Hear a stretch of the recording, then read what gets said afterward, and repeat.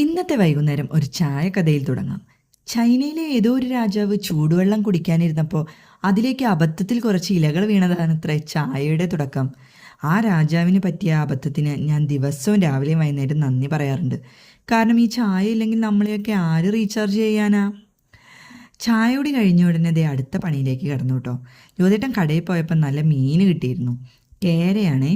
അപ്പോൾ വൈകുന്നേരത്തേക്ക് മീൻ വറുത്തതും കൂട്ടി നല്ലൊരു ഊണാകാമെന്ന് വിചാരിച്ചു. ഒരു വശത്ത് അടുപ്പത്ത് പച്ചക്കറി കൂട്ടാൻ റെഡിയാകുന്നുണ്ട്. മീൻ വറുക്കാൻ വെറുതെ മുളക് പൊടി മാത്രം പുരട്ടിയാൽ പോരല്ലോ. ഉള്ളിയും ഇഞ്ചിയും വെളുത്തുള്ളിയും നല്ലപോലെ ചതച്ച് അതിൻ്റെ കൂടെ മുളക് പൊടിയും മഞ്ഞൾപ്പൊടിയും ആവശ്യത്തിന് ഉപ്പും ചേർത്ത് നല്ല ഒന്നാം തരം മസാലക്കൂട്ടുണ്ടാക്കി. എന്നിട്ട് ആ മസാല ഓരോ മീൻ കഷ്ണത്തിലും സ്നേഹത്തോടെ അങ്ങോട്ട് പുരട്ടി വെച്ചു.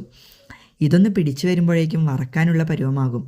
അപ്പോഴേക്കും ദേ നമ്മുടെ നാടൻ കൂട്ടാൻ അടുപ്പത്തിരുന്ന് നല്ല പാകത്തിന് വെന്തിട്ടുണ്ട് കേട്ടോ. ഇനി ഇതിലേക്കൊരു ഫൈനൽ ടച്ച് ഉണ്ട്, കടുക് വറുത്തിടൽ. വെളിച്ചെണ്ണയിലേക്ക് കടുകും കറിവേപ്പിലയും വറ്റൽമുളകും ഇട്ട് അത് കൂട്ടാനിലേക്ക് ഒഴിക്കുമ്പോൾ വരുന്ന ശബ്ദവും മണവും ഉണ്ടല്ലോ, വിശപ്പ് തനിയെ വന്നോളും. കൂട്ടാനും വെച്ചു, മീനും മസാല പുരട്ടി വിരിച്ചു. അതൊക്കെ കഴിഞ്ഞപ്പോഴാണ് ഇതേ അടുത്ത സീൻ. അടുക്കളയുടെ ഒരു കോലം നോക്കിക്കേ, ആകെ അലങ്കോലമായി കിടക്കുകയാണ്. സിങ്ക് നിറയെ പാത്രങ്ങൾ, സ്ലാബിൽ മസാലയുടെ പാടുകൾ. ചിലർ പറയും അടുക്കളയല്ലേ അതങ്ങനെയൊക്കെ കിടക്കുമെന്ന്. പക്ഷെ എനിക്കങ്ങനെ പറ്റില്ല കേട്ടോ. എത്ര ക്ഷീണമുണ്ടെങ്കിലും പാചകം കഴിഞ്ഞാൽ ഉടനെ അടുക്കള നല്ല നീറ്റായി കിടക്കണമെന്ന് എനിക്ക് നിർബന്ധമാണ്. കാരണം നമ്മുടെ വീടിൻ്റെ ഐശ്വര്യം തുടങ്ങുന്നത് തന്നെ ഈ അടുക്കളയിൽ നിന്നല്ലേ. മനസ്സിനൊരു സമാധാനം കിട്ടണമെങ്കിൽ അടുക്കള കണ്ട് കണ്ണു കുളിർക്കണം. അതുകൊണ്ട് പിന്നെ ഒട്ടും സമയം കളയാതെ പാത്രങ്ങളൊക്കെ ഓരോന്നായി കഴുകി സിങ്കും സ്ലാബും ഒക്കെ നല്ല പോലെ തുടച്ച് വൃത്തിയാക്കിയെടുത്തു. ദേ ഇപ്പോൾ കണ്ടില്ലേ, അടുക്കള പഴയതുപോലെ സുന്ദരിയായിട്ടുണ്ട്. ഈ ഒരു കാഴ്ച കാണുമ്പോഴാണ് ശരിക്കും ഒരു സമാധാനം.